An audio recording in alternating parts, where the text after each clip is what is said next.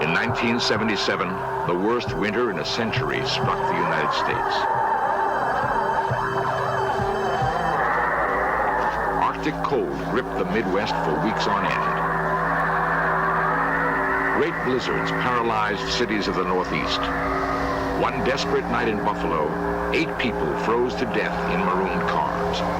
Pat Bushnell was on the road that night.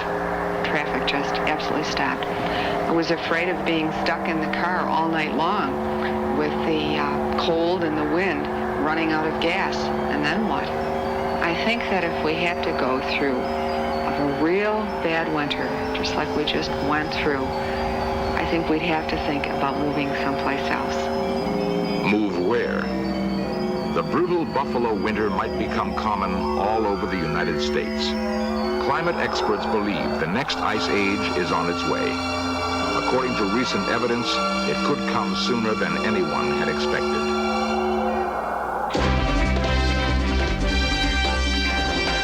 Ah, yes, Leonard Nimoy, and In Search of the Coming Ice Age. That was before I was born.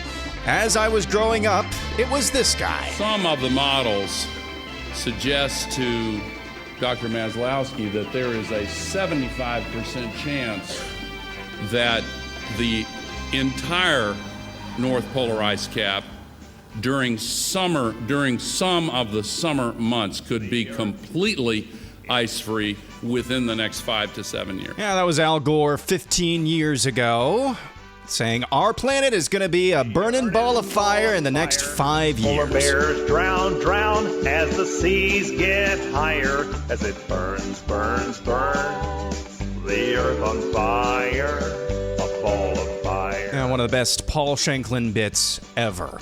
If you do a pretty simple Google Trends search, sometime around the mid-2010s, something changed. It was no longer global warming. Global cooling in the search of the coming ice age seemed to be a distant memory.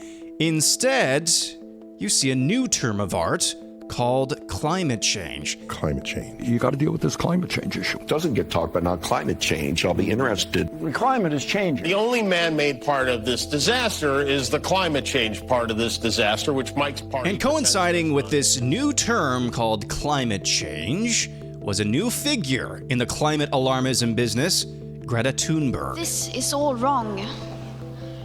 I shouldn't be up here. I should be back in school on the other side of the ocean. Yet you all come to us young people for hope. How dare you?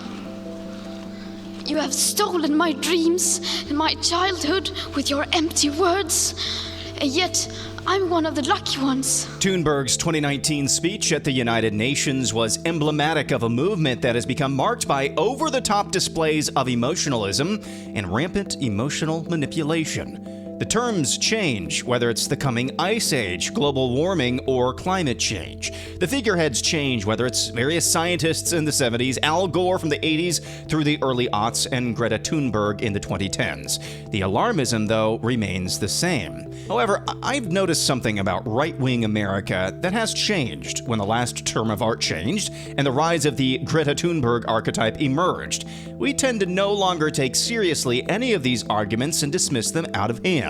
I would argue rightfully so, especially when the other side of this argument makes it so easy to dismiss when they're made up of charlatans and agitators like the aforementioned Thunberg and Al Gore. However, we used to have debates on a somewhat academic level about issues surrounding the environment and climate and whether or not humans are wrecking the planet. From my vantage point, those conversations coming from people with our worldview have largely dried up.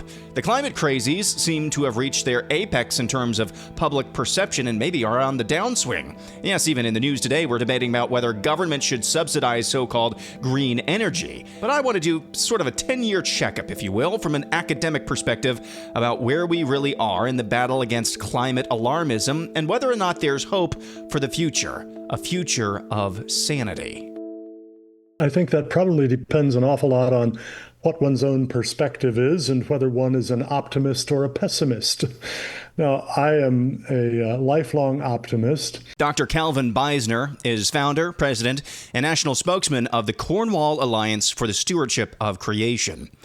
That's been a faithful, persistent organization educating for biblical earth stewardship, economic development for the poor, earnestly wrestling with the godless, secular voices on these issues in government and academia, who obviously drive the conversation. I think as I watch the dialogue, the controversy go on, I think that the prevalence of climate change alarmism, the notion that human-induced climate change or global warming is not only real, but either already or soon to become catastrophic and perhaps even an existential threat, as President Biden put it.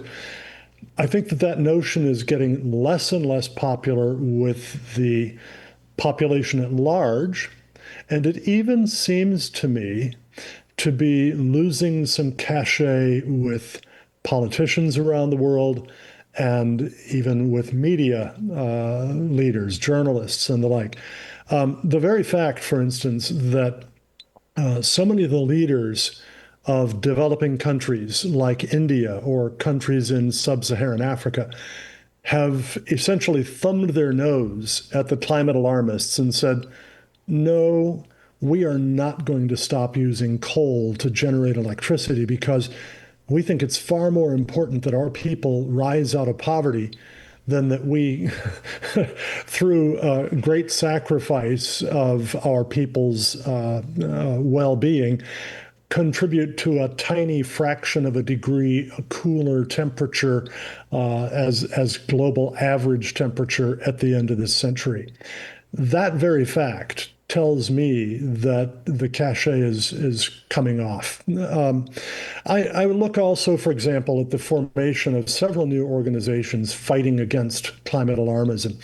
The CO2 Coalition, the International Climate Science Coalition, CLINTEL with its World Climate Declaration signed by thousands of qualified scientists. All of these things point that direction. And there have been publications and public statements by top-ranked scientists like Dr. Will Happer, Emeritus Professor of Physics at Princeton, or Dr. John Clauser, Nobel Prize-winning physicist, and others.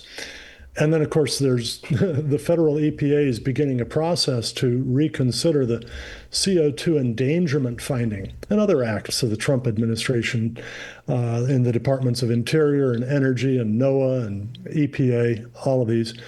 And I would include among all of these, by the way, the publication of the Cornwall Alliance's book, Climate and Energy, The Case for Realism.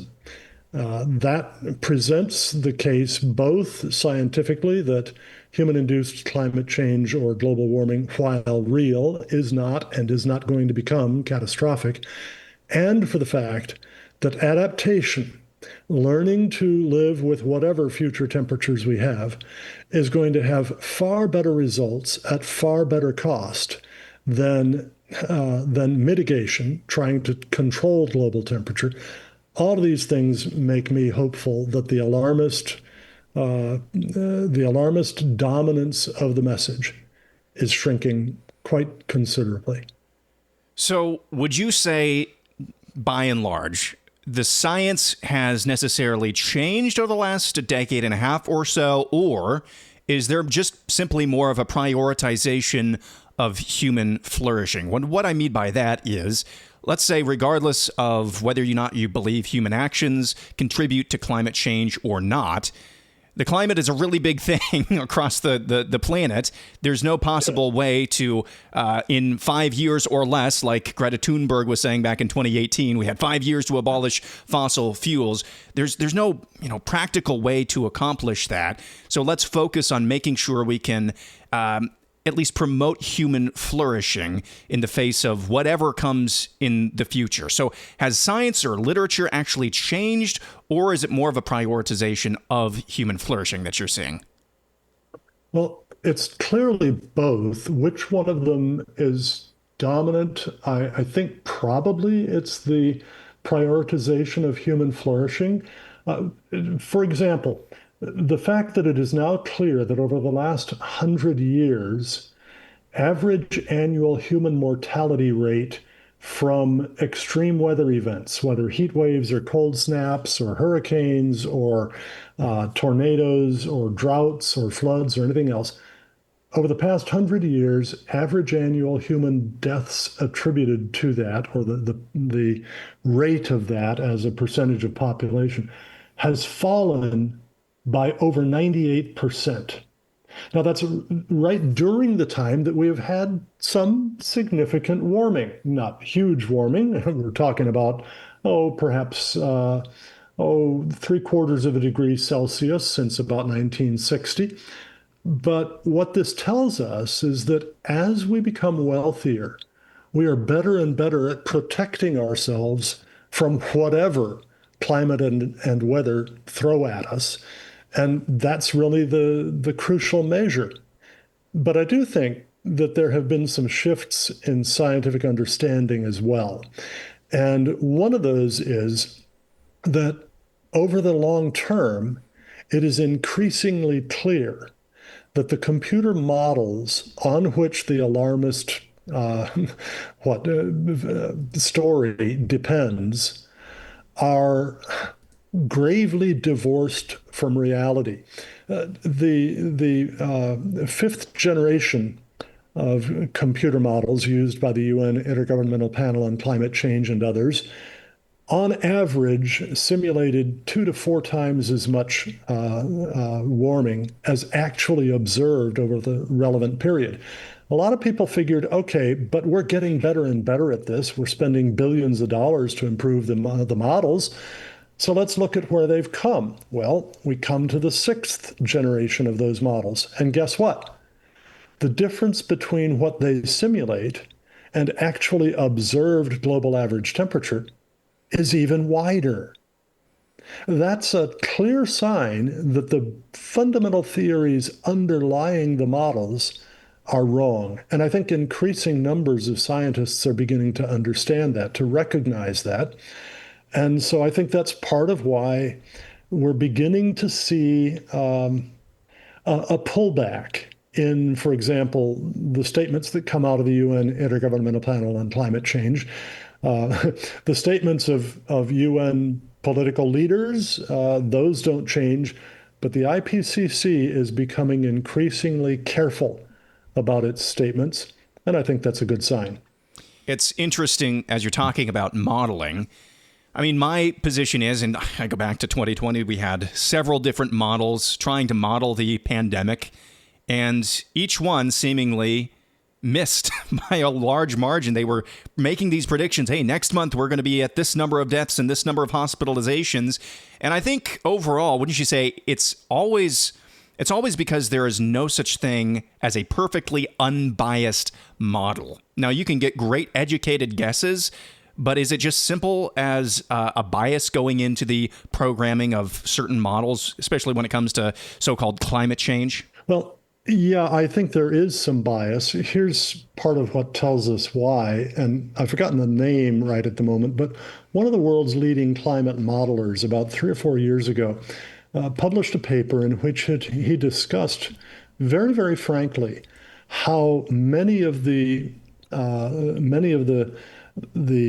variables in the climate models are parameterized. That is, we don't actually know what those numbers should be, but we're going to throw these numbers in there just so, because if we don't, we can't run the models, okay?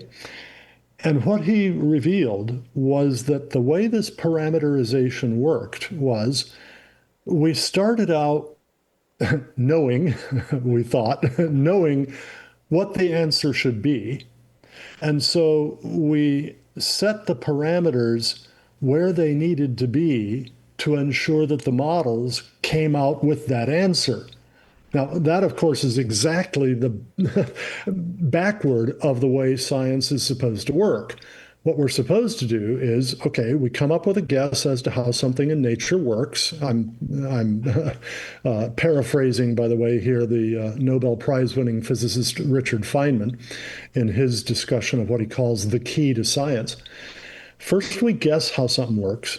Then we make predictions of what we think we should see if our guess is real, is true. what we should see in reality, in whether that's in the laboratory or out in the wild world, right? And then we go out and we make the observations. And as Feynman put it, if the observations contradict the predictions, then our guess is wrong. And it doesn't matter how beautiful the guess is or how smart we are, and I would add, or how many people agree with it. Observations contradicting predictions mean the guess is wrong. Well, that's the case with the models, and I think increasingly people are beginning to recognize that.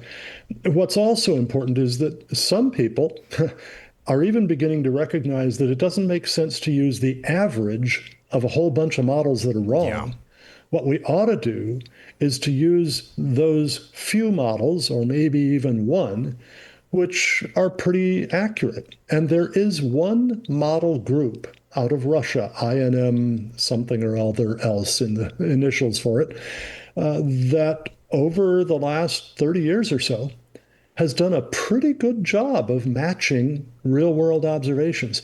And that, by the way, is the model group that calls for the least warming in response to rising CO2 concentration in the atmosphere. That's what we ought to use, not the average of all the models, but the results of the best. Talking to Dr. Cal Beisner of the Cornwall Alliance for the Stewardship of Creation, founder and president of that organization. Yes, climate alarmism, I think, is on the downswing, from what I can see. Nevertheless, every now and then, it seems every couple of months, we have these just ridiculous examples of climate protesters doing something just unspeakably unhinged. See those show up in the news. I want to ask Dr. Beisner about those. That's coming up next.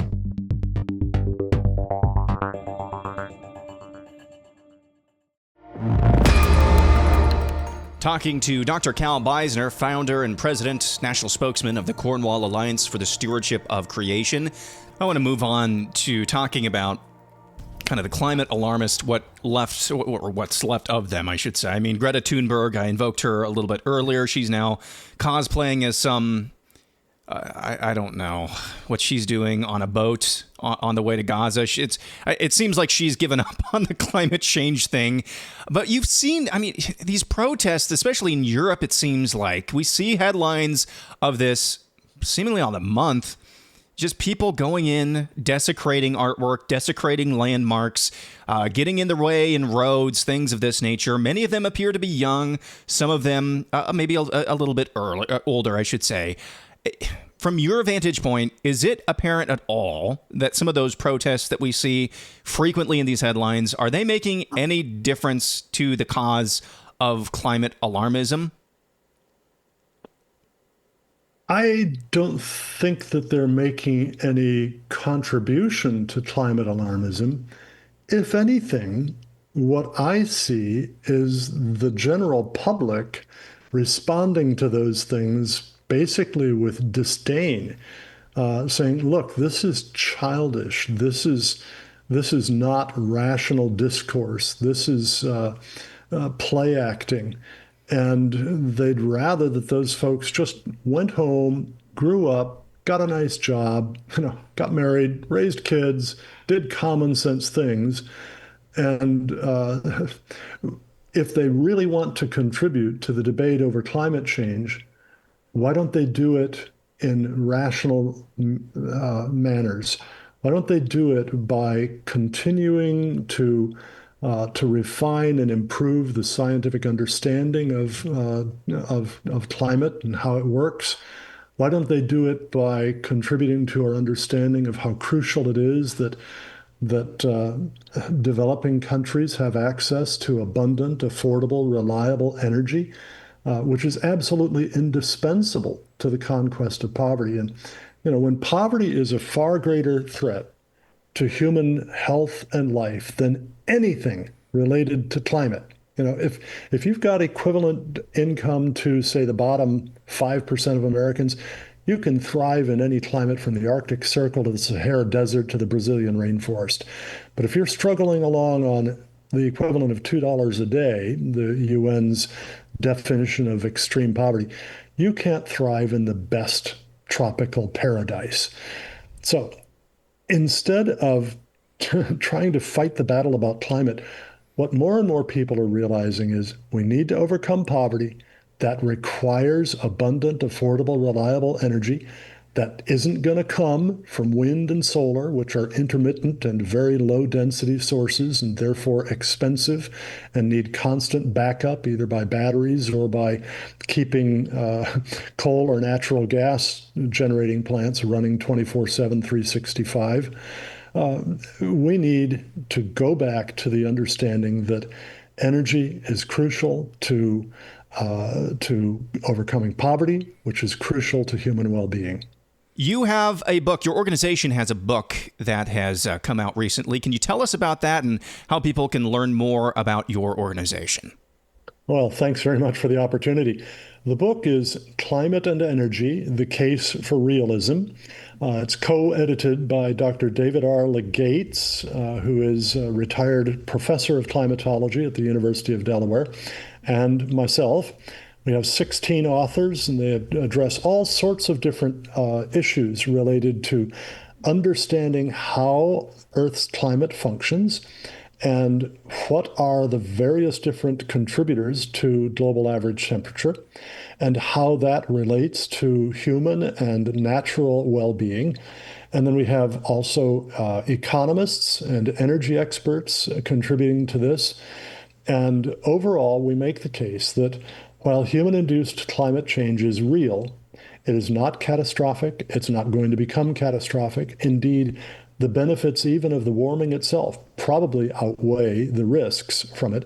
And certainly, the benefits from the energy that we get from coal, oil, and natural gas outweigh all the risks from whatever climate change they contribute to. And the benefits of more CO2 in the atmosphere to plant growth and therefore to crop yields and to the availability of food for everything that eats plants or eats something that does, the poor especially, right? All of these benefits hugely outweigh whatever are the risks of the climate change.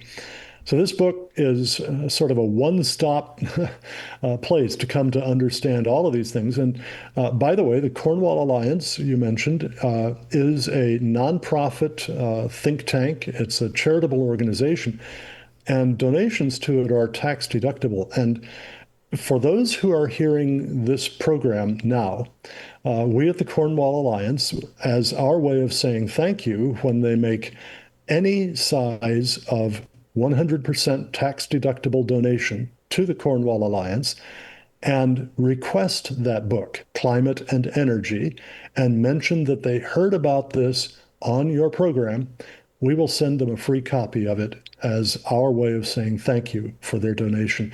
They can do that at cornwallalliance.org/donate. That's cornwallalliance.org/donate. It's very kind of you, Dr. Beisner, Dr. Cal Beisner. Sir, thank you for taking the time to talk through some of these issues with us. Well, thank you very much, Aaron. Really enjoyed being with you and appreciate your allowing me the access.